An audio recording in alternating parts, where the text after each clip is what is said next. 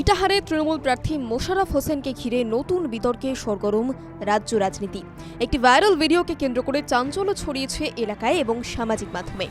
Viral হওয়া ভিডিওতে দেখা যাচ্ছে একটি গাড়ির বনেটে দাঁড়িয়ে প্রচার করছেন মোশাররফ হোসেন। সে সময় হঠাৎই তিনি গাড়ির চালকের বুকে জোরে লাথি মারেন বলে অভিযোগ। ঘটনাটি ঘিরে তীব্র প্রতিক্রিয়া তৈরি হয়েছে রাজনৈতিক মহলে।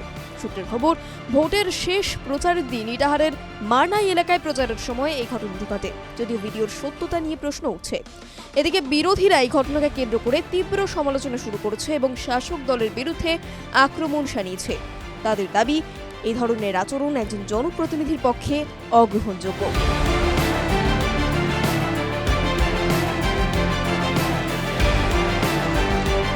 আমি বনেটে বক্তব্য দেওয়ার পরে গাড়ি জোরে চালাচ্ছিল।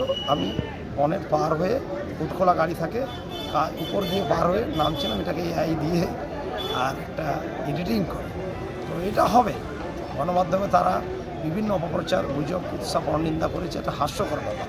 আমি জীবনে কাউকে চর থাপ্পড়, ধমকানি, চমকানি, অশ্লীল অসভ্য আচরণ, অশালীন কথাবার্তা, তুচ্ছ তাচ্ছিল্য করা আমার জন্মের পরে আমি কারোর সঙ্গে করেছি। জ্ঞান হওয়ার পরে মনে হয় না এটা আর মানুষ সেটা জানে, এগুলো কেউ বিশ্বাস করবে না। অন্যদিকে এই সমস্ত অভিযোগ অস্বীকার করে মোশাররফ হোসেন দাবি করেছেন এটি একটি এআই তৈরি বা বিকৃত ভিডিও।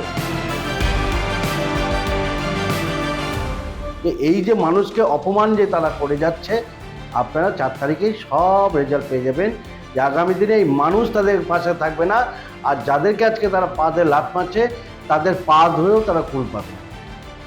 টিভি9 বাংলা ডিজিটাল।